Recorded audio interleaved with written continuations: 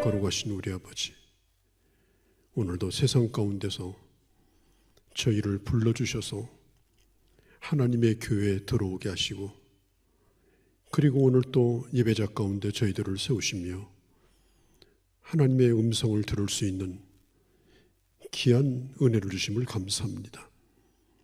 이 시간에 저희가 하나님 앞에 드려지는 예배가 되기를 원합니다. 또한 하나님으로부터 한없는 은총을 덧입기를 원합니다. 주님과 깊은 교통의 시간, 만남의 시간, 주님의 임재 가운데 거하는 시간이 되게 하옵소서. 주께 의탁하오며 우리 주 예수님의 이름으로 기도하옵나이다. 아멘. 하나님의 말씀 보겠습니다. 요한계시록 10장 9절에서 10절에 있는 말씀입니다. 내가 천사에게 나아가 작은 두루마리를 달라 한즉 천사가 이르되 갖다 먹어버리라. 내 배에는 쓰나 내 입에는 꿀같이 달리라 하거늘 내가 천사의 손에서 작은 두루마리를 갖다 먹어버리니 내 입에는 꿀같이 다나 먹은 후에 내 배에는 쓰게 되더라. 아멘.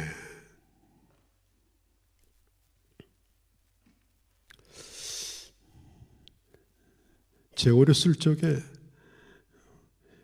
제 살던 시골에 언제든지 집에는 개 한 마리를 키웠습니다. 그런데 이 개가 이 뼈다귀를 아주 좋아합니다. 어디선가 뼈 하나를 입에 물고 들어옵니다. 거기에는 살점도 붙어있지 않습니다. 마른 뼈에 불과합니다. 그럼에도 불구하고 그 개는 뼈를 뜯기도 하고 또 이리저리 뒤집기도 하고 또 빨아먹기도 하고 또 마치 친구나 된 것처럼 으르렁거리며 뭔가 대화를 나누는 것 같기도 하고 또 놀이를 하듯이 뼈를 넣고 이리 뛰고 저리 뛰고 한나절을 그 뼈를 가지고 놉니다. 그리고 그 뼈를 베고 처마 밑에서 낮잠을 잡니다. 그건 어릴 적 경험이지만 저에게 매우 인상 깊은 모습이었습니다. 성경에 보면은 이사야서 31장 4절에 큰 사자나 젊은 사자가 자기 먹이를 움키고 으르렁거릴 때 이런 말씀이 나옵니다. 자기 먹이를 놓고 사자가 으르렁거린다. 이 말이 히브리어로 하가라는 말인데 이 말은 맹수가 먹잇감을 앞에 놓고 아주 기분이 좋아서 즐거워서 으르렁거리는 그런 소리를 의미하는 것입니다. 그런데 놀랍게도 이 하가라고 하는 말이 시편 1편에서 복 있는 사람, 행복한 사람은 한마디로 어떤 사람이냐? 하나님의 말씀 한마디를 갖고 종일토록 그 말씀을 가지고 노는 겁니다. 종일토록 좋아하고 종일토록 씹고 종일토록 빨아먹고 그리고 그 말씀을 마음과 머리에 두고 잠자리 들 때는 그 말씀을 베고 잠드는 사람, 그 사람을 가르쳐서 주야로 하나님의 말씀을 묵상하는 사람이라고 성경이 말하고 있습니다. 시편 63편에 보면은 내가 나의 침상에서 주를 기억하며 밤중에 주를 묵상할 때라고 말하고 있습니다. 여기서도 하나님의 말씀을 밤중까지 되새김질하며 밤중까지 그 말씀을 또 생각하며 마지막 잠자리에 들 때도 그 말씀을 붙들고 생각하다가 잠이 들었더라. 누가 행복한 사람이냐? 바로 이런 사람이 행복한 사람입니다. 누가 예수를 잘 믿는 사람이냐? 이런 사람이 잘 믿는 사람입니다. 누가 가뭄에 메마르지 아니하고 풍성한 열매를 맺는 삶을 사는 사람이냐? 바로 이런 사람입니다. 우리가 성경을 묵상한다라고 하는 말은 성경을 조용히 생각하고 명상에 잠긴다, 심호흡하고 그리고 명상에 잠긴다, 그런 얘기가 아닙니다. 하나님의 말씀을 앞에 두고 이로 씹고 그리고 혀로 넘기고 그리고 그 말씀을 내 안에 두어서 오장육부를 다 동원해서 그 말씀 안에 있는 것들을 다 빨아먹고 소화를 시켜서 내 것으로 만들고 그리고 거기로부터 나오는 에너지로 힘을 얻고 한없이 평안하고 기쁘고 만족한 삶을 살아가는 것, 그게 바로 하나님의 말씀을 묵상한다라고 하는 의미인 것입니다. 시편 34편 8절에 보면 너희는 여호와의 선하심을 맛보아 알라. 여호와의 선하심을 맛보아 알라. 우리가 하나님의 말씀을 읽을 때에 그 말씀의 맛을 아는 사람은 이 세상의 어떤 맛과도 비교하지 않습니다. 그 깊은 맛과 그 단맛을 그 어떤 것으로도 바꾸지 않습니다. 나이노 마리아 닐케는 유명한 시인이죠. 그분의 얘기 가운데 독서에 대한 얘기가 나옵니다. 그런 독서에 대하여 이렇게 말합니다. 언제든지 얼굴을 책에 파묻지 말고 종종 뒤로 물러서서 자신이 읽은 문자를 생각하고 눈을 감으면 그 문자의 의미가 혈관에 퍼지는 것처럼 느끼도록 읽어라. 어떤 사람은 책을 펼쳐놓으면 거기다 얼굴을 파묻고 잠들어 버립니다. 그렇게 하지 말라는 겁니다. 하나님의 말씀이 그 문장의 의미가 그 말씀의 뜻이 내 혈관에 퍼지는 것을 느끼도록 읽어야 된다는 말입니다. 여러분, 성경은 결코 오래된 옛날책이 아닙니다. 성경은 지금도 살아있는 하나님의 말씀입니다. 성경을 읽는 자에게 지금도 살아계신 하나님의 성령께서 조명하여 주십니다. 내 영혼에 그 말씀이 보이도록 비춰주십니다. 그 말씀의 세미한 음성이 내게 큰 음성으로 들릴 수 있도록 그 말씀이 내 영혼의 고막을 크게 확장시켜주고 들리도록 그렇게 만들어 주십니다. 성경은 단순히 성경 얘기에 대한 정보나 또 하나님에 대한 정보나 기독교에 대한 정보를 수집하는 그런 책이 결코 아닙니다. 오늘도 하나님은 말씀을 펼치는 사람들에게 한 사람 한 사람에게 하나님의 말씀을 들려줍니다. 그 말씀이 오늘 내 현실에 구체적으로 어떤 뜻인지, 뭘 말씀하시는지 들려지게 하십니다. 오늘 요한계시록 10장에 보면 사도 요한이 환상을 보았습니다. 한 천사가 그에게 다가왔습니다. 그리고 이렇게 말합니다. 나에게 책을 달라. 천사는 요한에게 책을 넘겨주면서 여기 있으니 이 책을 먹으라고 말합니다. 여러분, 하나님의 말씀을 읽는다라고 하는 것은 말씀을 먹는 것과 똑같습니다. 우리가 말씀을 읽을 때 내 안에 있는 모든 감각, 내 안에 있는 모든 감각, 보는 것, 느끼는 것, 또 냄새 맡는 것, 들리는 것, 나의 모든 상상력, 이 모든 것에 스위치를 올려서 가동을 시켜야 됩니다. 머리 두뇌만 살려놔서는 안 됩니다. 머리만 동원시키는 것이 아닙니다. 내 몸에는 에너지를 다 동원해서 하나님의 말씀으로부터 들려오는 모든 신호, 그 모든 것들을 다 잡아내야 됩니다. 그렇게 하게 되면은 하나님의 말씀은 이루 상상할 수 없는 어마어마한 능력을 나에게 공급하여 주십니다. 성령께서 그 일을 하시는 거예요. 요한복음 16장 13절 15절에 보면 예수님께서 진리의 성령이 너에게 오시면 그가 너희를 진리 가운데로 인도하실 것이라고 말씀했습니다. 이미 우리는 성령을 모시고 사는 사람들입니다. 우리는 하나님의 사람들입니다. 그 성령께서는 우리를 진리 가운데로 인도하십니다. 하나님의 말씀을 들을 수 있도록, 먹을 수 있도록, 느낄 수 있도록 구체적으로 성령께서 우리를 인도하여 주시기 때문에 성경을 읽는 것은 단순한 독서가 아니라 이것은 거룩한 독서입니다. 거룩한 읽기입니다.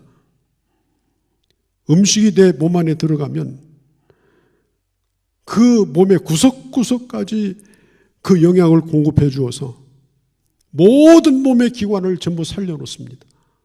머리끝부터 발끝까지 흡수되어서 신진대사를 원활하게 만들고 그리고 움직이게 만들고 인생을 살게 만듭니다. 바로 하나님의 말씀의 능력이 그런 것입니다. 요한계시록은 초대교회 배경을 가지고 있죠. 서기 약 95년경에 사도 요한이 당시에 도미시안 황제의 핍박을 받고 그가 붙들려서 귀왕을 갑니다. 지중해 한가운데 있는 반모라고 하는 섬에 유배를 가게 됩니다. 그는 어느 주일날 혼자였지만은 그러나 그날을 기억하여 하나님 앞에 홀로 예배를 드리다가 하나님 앞에 계시를 받은 그 말씀이 바로 요한계시록입니다. 사도 요한이 환상 가운데 보는데 거대한 천사가 한쪽 발은 바다를 밟고 있고 한쪽 발은 땅에 발을 딛고 있는데 그 손에는 책이 들려져 있습니다. 이 천사는 바다와 땅을 향하여 그 책을 가지고 하나님의 말씀을 전하기 시작합니다. 그 하나님의 말씀의 소리가 얼마나 큰지 마치 천둥소리와 같이 그렇게 우렁찼습니다. 이 소리를 듣고는 누구도 졸 수가 없습니다. 누구도 눈 감고 있을 수가 없습니다. 눈을 크게 뜨고 들을 수밖에 없습니다. 요한은 그 말씀을 들으면서 그때부터 그 말씀을 받아쓰기 시작합니다. 요한은 그렇게 강력한 메시지를 들어본 적이 없습니다.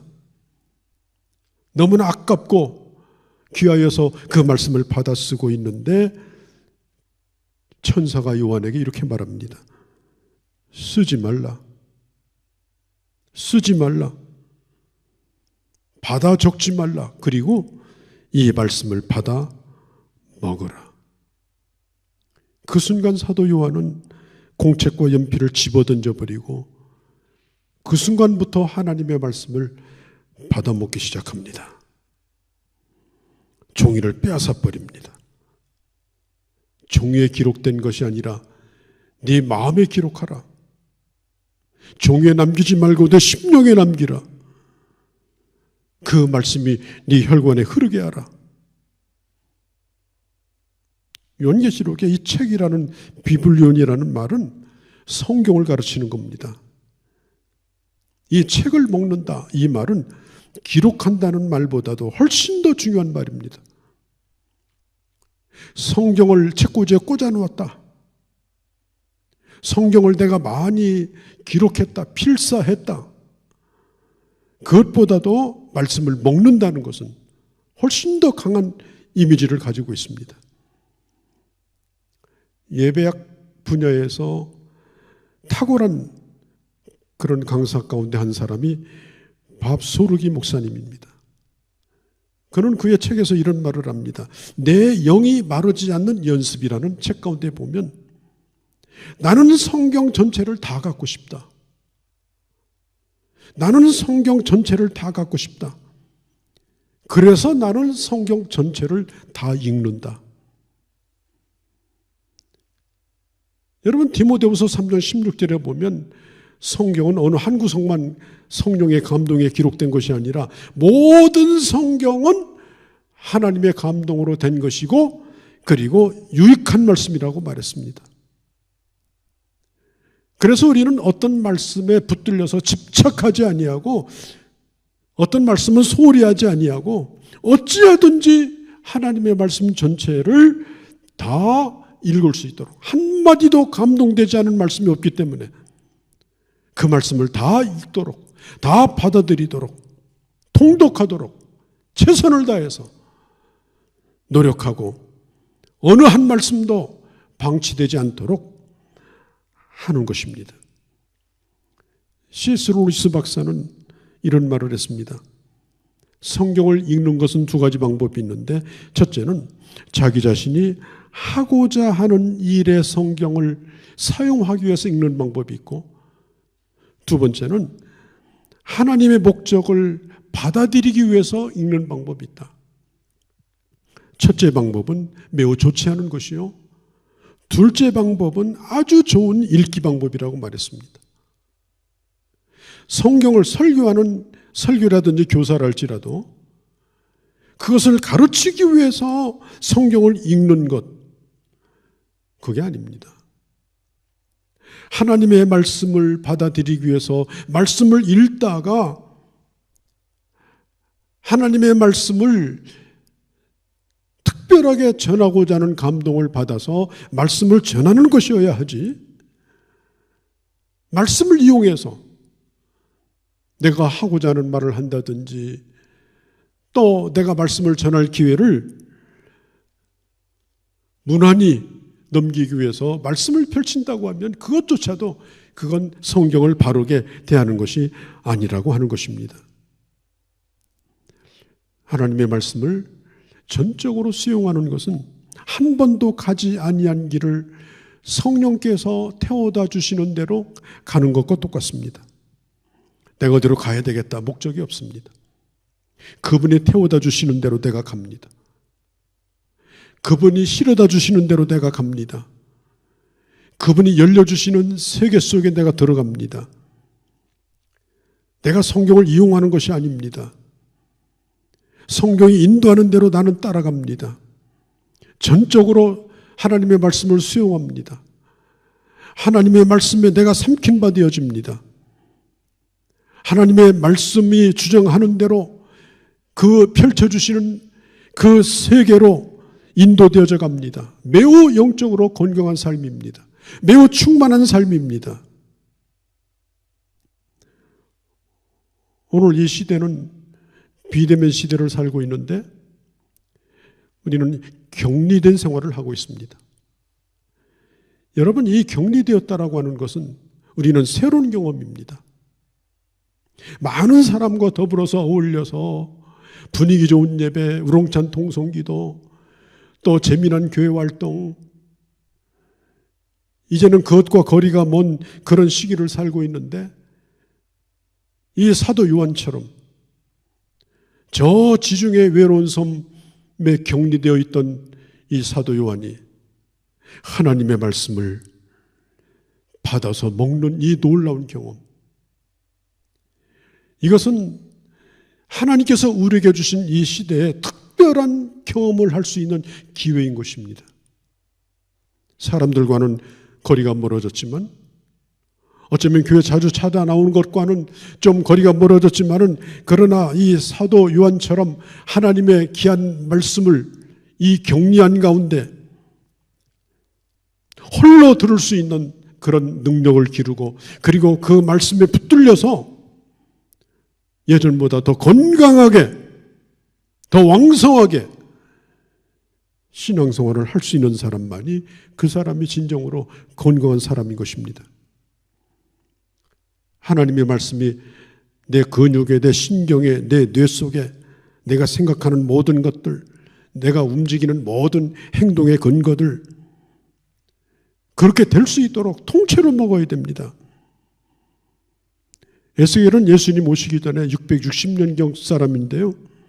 에스겔서 2장 8절에 보면 내게 이르는 말을 듣고 그 패역한 족속과 같이 하지 말고 내 입을 벌리고 내가 내게 주는 것을 받아 먹으라. 에스겔서 2장 9절에 내가 보니 한 손이 나를 향하여 펼치고 그 안에 두루마리 책이 있더라. 3장으로 넘어가서 에스겔서 3장 1절에 인자야 너는 발견한 것을 먹으라. 너는 이 두루마리를 먹고 가서 이스라엘 족속에게 말하라 하시기로 에스겔서 3장 2절에 내가 입을 벌리니 그 두루마리를 내 입에 먹이시며 3장 3절에 내가 내게 주는 이 두루마리를 내 배에 넣으니 내 창자에 채우라 하시기에 내가 먹으니 달기가 꿀 같더라.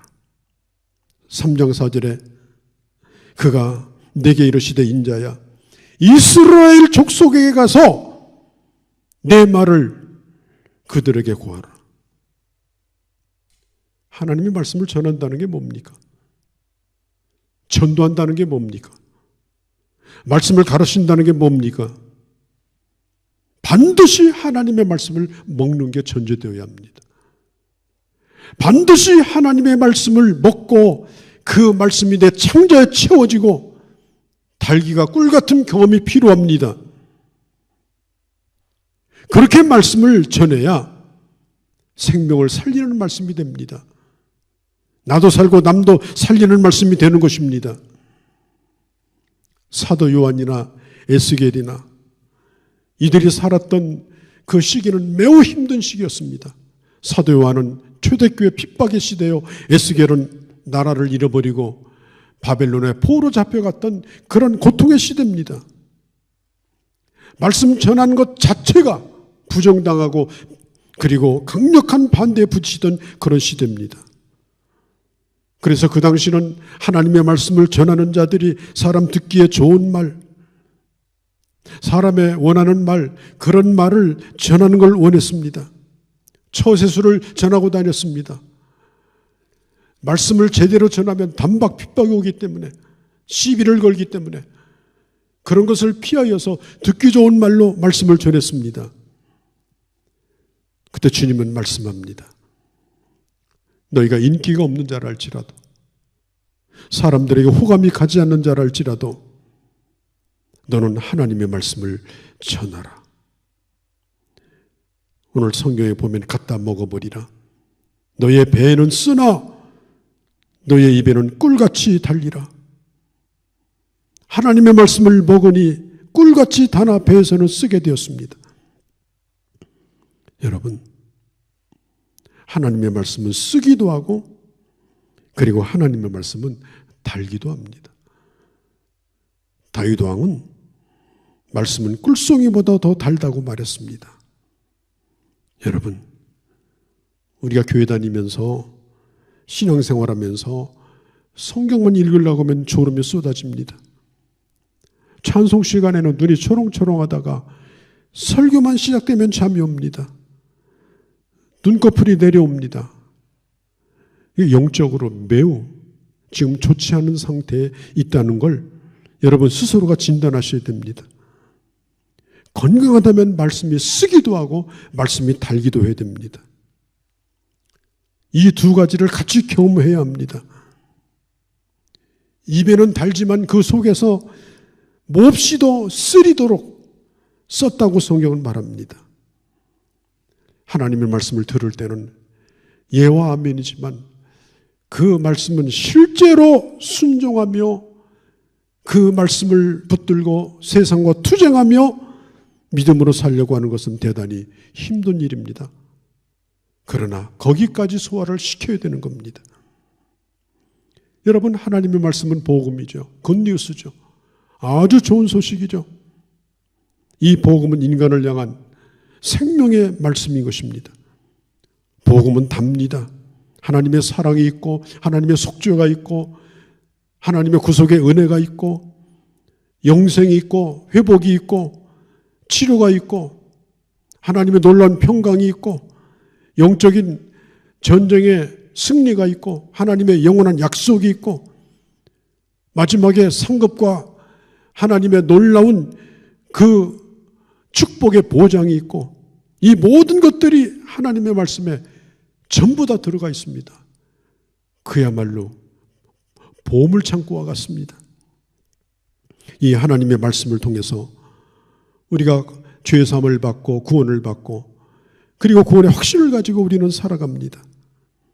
그러나 우리가 이 단맛만 가지고 우리는 살 수가 없습니다. 이 말씀을 가지고 실제로 살아가는 쓴맛이 내 온몸에 퍼져서 힘들지만은 그러나 그 말씀을 따라서 복음 때문에 아프고 복음 때문에 고통스럽고 복음 때문에 쓰디쓴 맛을 경험하지만은 그 말씀대로 살아갈 때에 그때 아주 건강한 능력 있는 하나님의 사람으로 변화될 수가 있는 것입니다. 오늘 많은 사람들이 말씀의 단맛만 빨아먹고 살려고 하는 사람들이 있습니다. 하나님의 말씀이 우리 인생을 얼마나 쓰게 하는지, 고통스럽게 하는지, 우리를 얼마나 힘들게 하는지, 내 배에서 쓰리고 아파서 배를 움켜쥐고 뒹굴 수밖에 없는 그런 말씀인지 경험하려고 하지도 않고 그런 말씀을 기대하지도 않습니다. 에스겔은 하나님의 말씀을 먹으며 슬피 울고 그리고 자기 몸의 재앙을 경험했습니다. 왜냐하면 그때 당시 이스라엘의 상황은 희망이 없었습니다. 희망을 말할 수 있는 시대가 아니었습니다. 절망이었습니다. 그러함에도 불구하고 다 말라 비틀어 죽어져가는 그 모습을 망각하고 있었습니다. 그래서 에스겔은 절망을 말했습니다. 하나님의 분노를 말했습니다. 그래서 그 시대를 깨웠습니다. 말라 비틀어진 그 시대를 향해서 강력하게 주의 말씀을 증거하며 그 시대를 살리는 사명을 감당하였던 것입니다. 올해 6월 10일자 일간지 신문에 보면 서울대학교 병원 내과 이은봉 교수라고 하는 분이 쓴 글을 제가 읽어보았습니다. 글의 제목은 이렇습니다. 의사에 대한 만족도가 높을수록 사망률이 높다. 저는 그 제목을 보고 매우 의아해서 자세히 읽어봤습니다. 사람들은 병에 걸리면 좋은 병원에 입원해서 좋은 의사를 만나서 치료 받고자 하는 것이 의사의 그 환자의 바람입니다. 그런데 일반 사람들이, 일반 환자들이 어떤 의사가 좋은 의사인지 알기는 정말 어렵습니다. 환자의 만족도가 높은 의사를 대부분 좋은 의사라고 평가합니다. 일반적으로 의사가 환자의 요구를 잘 들어주고 잘 받아주고 또 검사 받자는 대로 다 받게 해주고 그렇게 할수록 환자의 만족도가 높아집니다. 그런데 최근에 미국의 내과 과학회지에 실린 논문 하나가 소개되었습니다. 5만 2천 명의 병원 방문 환자를 대상으로 의사가 그 환자의 말을 잘 들어주었는지, 쉬운 말로 설명해 줬는지, 환자를 존중해 줬는지, 또 환자에게 충분한 시간을 제공했는지에 대해서 조사를 했습니다. 4년 동안 추적 조사했습니다. 그리고 사망률을 살펴봤습니다. 연구 결과 아주 놀라운 결과가 나왔습니다. 만족도가 가장 높은 환자가 낮은 사람에 비해서 재입원율이 12%, 의료비가 총 비용 8.8%가 높았습니다. 그리고 더 놀라운 것은 환자의 최종 사망률이 환자의 만족도가 높은 환자가 26%가 높았습니다. 환자의 만족도가 높을수록 환자의 사망률이 높아지는 기이한 현상이 벌어진 것입니다. 여러분 꼭 기억하십시오.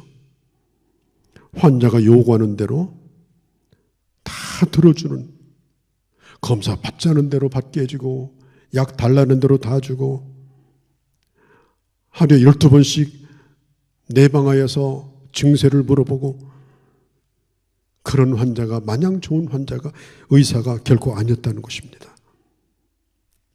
병의 중증을 고려하고 정확한 진단을 하고, 그리고 적절한 치료에 대한 분명한 판단을 하고, 그리고 거절할 것은 거절하고, 그리고 자기가 하고 있는 치료에 대한 확신을 가진 의사가 더 많은 환자를 고쳤더라.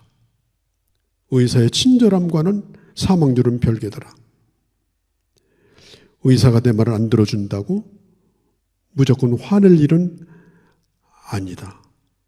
이것이 이은봉 교수의 글이었습니다. 여러분, 하나님의 말씀은 때때로 우리에게 희망만을 제공하지는 않습니다. 이 세상의 절망, 이 세상의 죄악, 그리고 내 자신의 무능력함, 내 자신에 대한 절대 절망, 도저히 헤어나올 수 없는 잘못되어 버린, 꼬여버린 내 인생,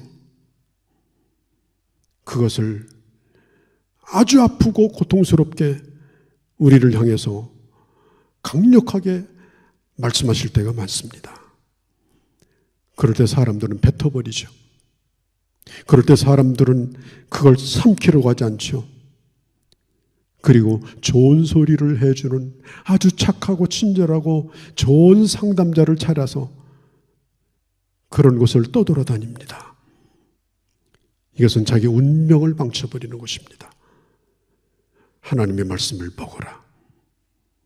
그것이 쓴맛이든 단맛이든, 그리고 그 말씀을 달게 받고 쓰면 쓰게 받고, 그리고 언제든지 그 말씀을 온전히 다 소화하여서 이 거룩한 독서, 이 신비로운 이 하나님의 말씀 읽기를 통해서 여러분 무더위에 더욱 건강하시고, 정말 어려운 시대에 고립되어진 것이 아니라 비대면 시대에 오히려 하나님의 말씀을 더 사랑하고 더 하나님과 깊어지고 주님의 말씀과 가까워하는, 그래서 더욱더 건강한 주의 사람으로 승리하는 우리 모든 주의 자녀들이 되어주시기를 주의 이름으로 축복합니다. 거룩하신 우리 아버지, 어려운 시대에 저 외로운 지중해 고도에 귀향왔던 사도 요한이 하나님의 말씀을 받아 먹었습니다. 그 말씀이 때로는 입에 쓰지만 달았고 때로는 달지만 쓰기도 했습니다. 그러나 그 말씀이 그를 견디게 했고 이기게 했고, 그리고 그 말씀이 새로운 세계를 열어주는 계시가 되었습니다. 하나님, 우리가 이렇게 세상과 구별되어진 이런, 또한 성도들과의 거리가 있는 이런 어려운 때 단순히 고립되어서 갇혀있는 삶이 아니라 하나님과 더욱더 가까워진 경건생활을 통하여 우리의 영혼의 건강을 유지하고, 그리고 이 모든 어려움들이 회복될 때 더 아름다운 모습으로 하나님 앞에 영광을 돌리는 저희 모두가 되게 하여 주시옵소서. 우리 주 예수님의 이름으로 기도하옵나이다. 아멘.